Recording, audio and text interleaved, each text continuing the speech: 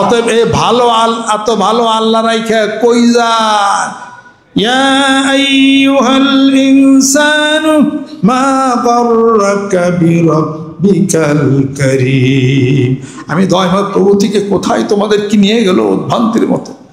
আসুন নামাজ পড়ি, জিকির করি, বিচারে হিংসা বিদ্বেষ পরিহার করি, মেয়েরে ঠকিয়া পোলারে যেন না জিতাই, এগুলো সমাজ হয়, এগুলো না করি। ব্যাংকের সুদের লেনদেন এগুলো বন্ধ করার, হালাল হারামে চলার চেষ্টা করি, ভিতরে হিংসা বিদ্বেষ সব যেন চলে যায়। আল্লাহ পাকের জিকির করে ধ্যান খেয়াল করি। ইমানের দাওয়াত দেন, যত দাওয়াত পৌঁছাইতে পারেন।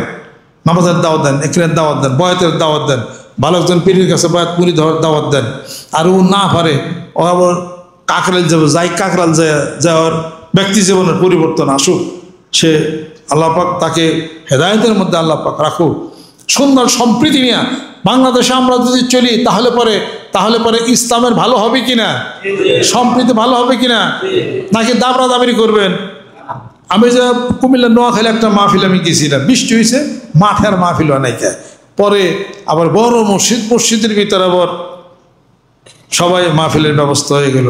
তো ওখানে আবার তবলিগ জামাতের বাইরে ওনারা গেছে, সবাই তবলিগ জামাত আছে, ওনারা গেছে। আবার ওখানকার মসজিদে যে দুজন কর্তা, ওনারা আবার তবলিগ জামাত দেখা পারে না, আর কানে কানে করতেছে হুজুর তবলিগ জামাত কথা কিছু কইেন, এই মসজিদে খুব ডিস্টার্ব হয়, না থাকাটাই ভালো।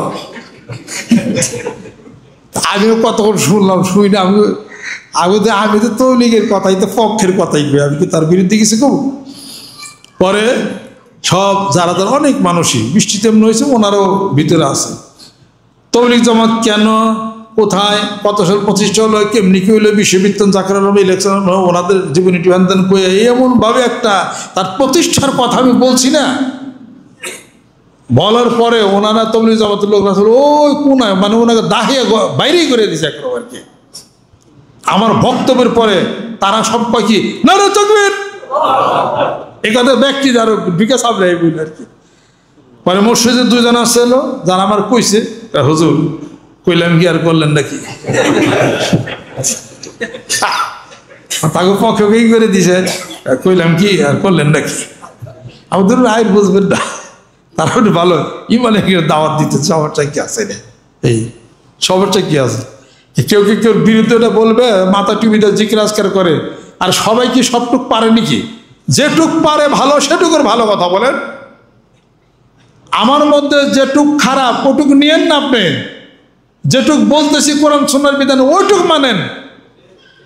আর যাহা আমি মানুষের খারাপ করি, এলাকার খারাপ করি, ইসলামের খারাপ করি, দেশের খারাপ করি, আমার সাথে ব্যক্তিগত পয়সা আমার ঠিক করে দেন। ফাঁকে বললে লাভ আছে কোনো, এটা আমারও ঠিক করে দেন আপনি, তাতে আমি হেদাত হয়ে গেলাম। যদি হেদাত না হই আপনার দায়িত্ব নাই, ওটা আল্লাহ ধরবে। ইনশা আফান হো ওয়াইনশা আকাবা হো, সুবহানাল্লাহ। এইভাবে করে এই দেশটাকে ভালো করা যাবে কিনা, জোরে কর, ভালো করা যাবে কিনা? সেই কল্পনা নিয়ে মানিকগঞ্জ দরবার শরীফের নেতৃত্বে মাঠে নামছি। 5 কোটি মানুষের টার্গেট নিয়েই ছাড়ব ইনশাআল্লাহ। আল্লাহ কাছে দোয়া করছে, হে আল্লাহ, তাতে হায়াত যদি 300 বছর বাসন লাগে, বাস পার চাই, কাম হাসিল করবার চাই। 5 কোটি মানুষ একসাথে দেখা জিকির করবো, দেখা মসজিদে যাবে, দেখা ওর পরে মারবার চাই। আজরাইল থাই থাই তুই পরে জানিস নিয়ত করে হালাইছি, পাকাপাকি এই নিয়ত করতে কি ভয় আছে কিছু? ভালো কাজের নিয়ত করা যায়, সমস্যা কি আছে? আল্লাহ আমাকে 500 বছর হায়াত দেয়, আমি তোমার দিনের কাজ করব, দিনের খেদমত করবো, মানুষদেরকে আল্লাহ পাকের রাস্তা এটা বলতে সমস্যা কি আছে? এটা হায়াতের মালিক কে? আপনি বাঁচবেন 300 বছর, এটা তো বলেন না, আমি তো ওটা বলিনি। আশা করি আসলাম তো কায় আদখুলাল জান্নাতা, ইসলাম গ্রহণ করেছি জান্নাতে যাব। যেরকম সুবহানাল্লাহ, ইন্নাল্লাহা ইনদাহু ইলমুস সাআ ওয়া ইউনাজ্জিলুল গায়সা ওয়া ইয়ালামু মা ফিল আরহাম ওয়া মা তাদরি নাফসুন মাযা তাকসিবু গাদান ওয়া মা তাদরি নাফসুন বিআইদিন তামুত। আল্লাহ বলেন কবে মরবি আমি আল্লাহ ভালো জানি, কি খাইবে আমি আল্লাহ ভালো জানি, বৃষ্টি কবে আমি আল্লাহ ভালো জানি, পেটের মধ্যে কি আমি আল্লাহ ভালো জানি। যেরকম সুবহানাল্লাহ। আশা তো করা যায়, আশা করা পারেন না? আল্লাহ 5 কোটি মানুষ একসঙ্গে তোমার জিকির, তোমার নামাজ পড়বে, মসজিদে যাবে, এই অভূতপূর্ণ বিশাল এই দৃশ্য দেখার পরে দুনিয়ার থেকে যেতে চায়। এই পর্যন্ত আমাদের হাত বাড়ায় দাও, আল্লাহু আকবার। হাত যারা কিছু বুইরা মানুষ আছে আর ডরাইছে আমাকে যে অবস্থা কবে বুঝি পারি এই অবস্থা ওইরা মানুষ যারা তার আট দিয়ে লোটা আটি বেশি কথা খেয়াল কর না মসজিদে আমার মোসাফা করে মাঝে মাঝে জুয়ান মানুষকে দিয়ে টিভি আসতেই দেয় আর বুইরা যে কিনা এমনকি খামচিতে ধরে হাতি ছোটান যায় না। হ্যাঁ আগের বুইরা মানুষ কিন্তু টাটি বেশি আর শক্তি বেশি জুয়ান মানুষ কিন্তু কাজই ছাড়া পারবেন না। আর যারা হতবিহ্বল করছেন দাঁড়িয়ে পেকে গেছে সমস্যা অসুবিধা কয়দিন বা বাসব এই কোন ধরনের মন মানসিকতা এটা নিয়োগ করতে পারেন মাঠে ময়দানে গ্রামে গঞ্জে প্রত্যেকটা মহল্লায় জিকিরের দুর্গ গড়ে তুলতে হবে। রাজি আছেন? জিকির করলে ভিতরে স্পিড আসে শরীর গরম হয়ে যায়। এই তখন সে পড়বেন জিকির করবেন দিনের দাওয়াতের কাজ করবেন সবটার মধ্যে কোনো সমস্যা কি আছে? বিসমিল্লাহ তাওয়াক্কালতু আলাল্লাহ লা হাওলা ওয়ালা কুওয়াতা ইল্লা বিল্লাহ এটা হলো কাকারেলের হুজুর ওনারা শিখেছে। পিসাব দোয়া আলাদা পিসাব দোয়া আলাদা আছে দেখি এই যে হুজুরদের বয় আছে দোয়া সবে একই তারা হইলে হইলে কোন জায়গার থেকে দোয়া সব এক জায়গা বিসমিল্লাহ লা ইয়াদুররু মা ইসমিহি শাইউন ফিল আরদি ওয়ালা ফিস সামা ওয়াস সামিউল আলিম এটা কি ওই যে ইয়ার সিলেটের হুজুর এটা কি ওনাকে দোয়া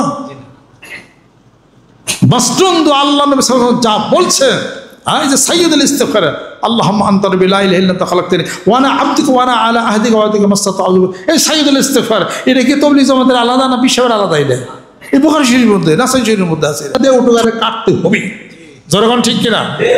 আল্লাহর জিকির করবেন সকাল সন্ধ্যায় বিল গুদু ওয়াল আসাল বিল আশিউল ইশরাক ওয়াসবির মাসকা মা আল্লাযিনা ইয়াদউনা রাব্বাহুম বিল গাদাতি ওয়াল আশি ইউরিদুনা ওয়াজহা জোরগণ সুবহানাল্লাহ কাবলা তুলিল শামস কাবলার গুরু কাবলা তুলিল শামস কাবলা গুরুবিহা জোরগণ সুবহানাল্লাহ রয়ে গেছে। কোরআন শরীফ তেলাওয়াত জিকির সকাল বিকাল নামাজ ঈমান একির সবই তো আছে এটা সব করতে হবে প্রত্যেকটা সেক্টর কোনোটাই বাদ দেওয়া যাবে না।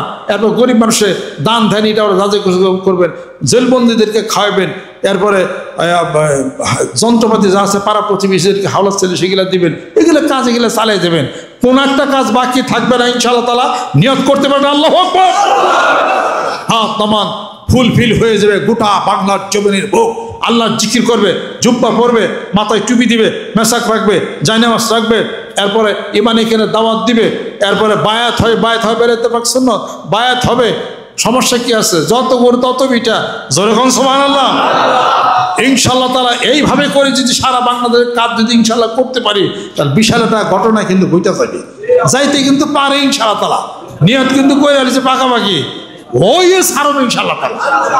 অত যাদের বয়স 60 আমার বয়স 60-এর উপরে সুবহানাল্লাহ 62 বছর বেশি কম না 62 আমি তো 63-64 বলতাম পরে হিসাব করে ভালো করে দিতে 62 তাহলে 62 বছর বয়স হয়ে গেছে মেলাই তো হয়েছে তারপর তো মনে করি যে দূর মূর্তি মেলা দেরি আছে ইনশাআল্লাহ তাআলা এই সাহস আমার মনে আছে আপনি বলে এই সাহস আসেন না কেন ঘটনা দেখি এটা আমার সাথে বন্ধুত্ব করছেন আপনি বন্ধুর হৃদয়ের অন্তরের যে ভালোবাসার হিসাবপত্র আমার সাথে লাগাইবেন তবে হলে বন্ধুত্বের প্রমাণ পাওয়া যাবে এটা। অতএব আল্লাহর কাছে বলে হে আল্লাহ হায়াত বৃদ্ধি করে দাও আল্লাহ মজিদ হায়াতানা হায়াত বৃদ্ধি করে দাও সম্মানজনক রিজিক দাও সম্মানজনক মৃত্যু দাও সম্মানজনক স্থানে সমাহিত করো এই দোয়াকে তুমি কবুল করে নাও আমিন।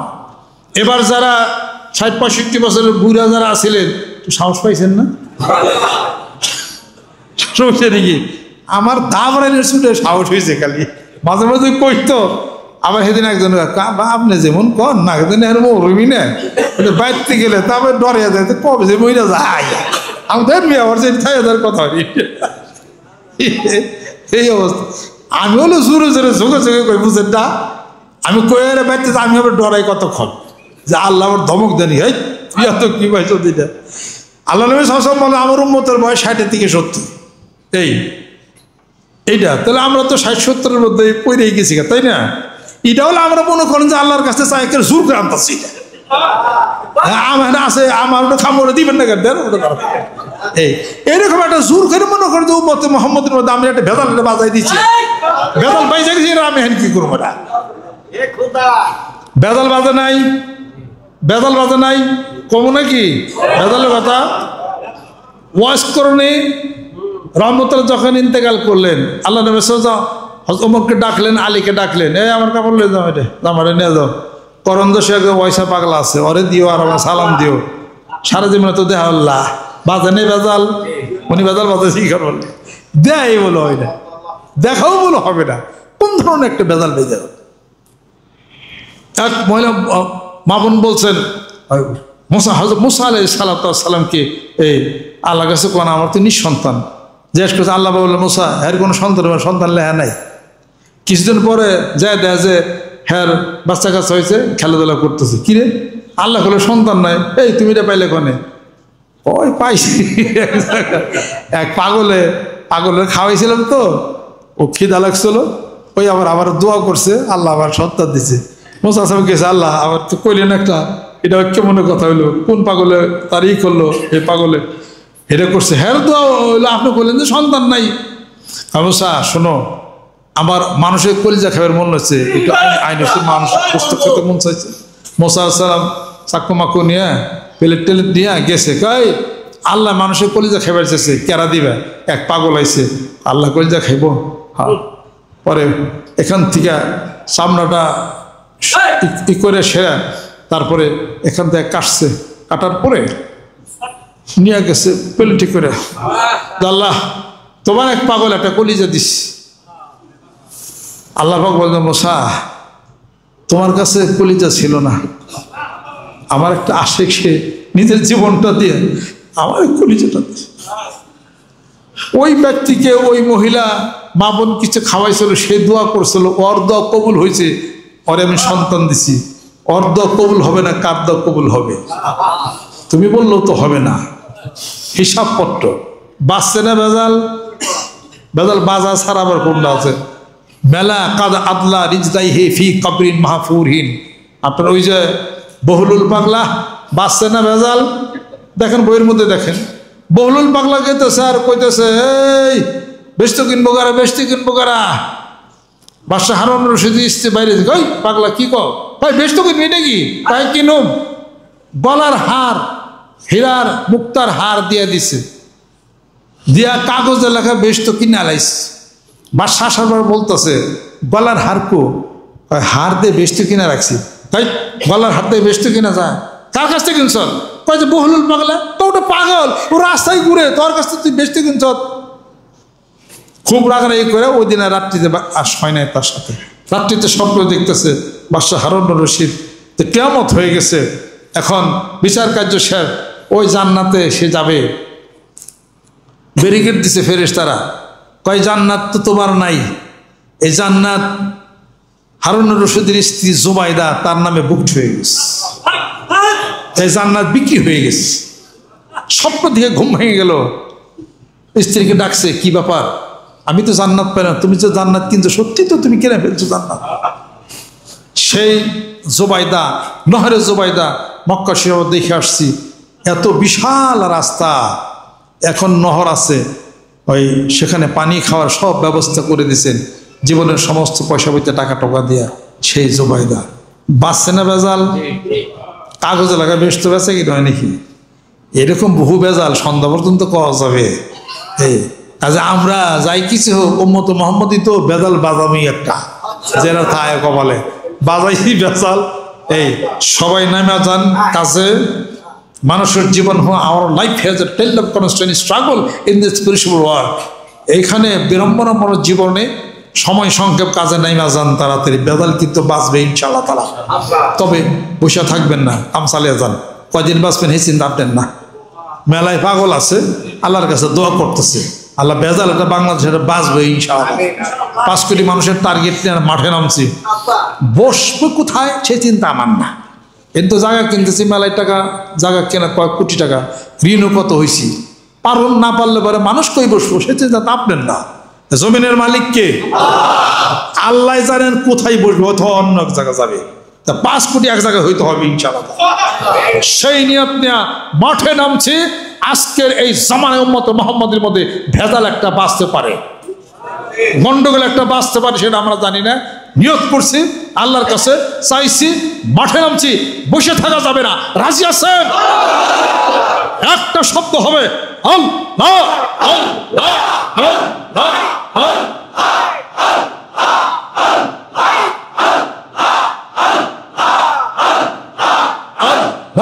আল্লাহ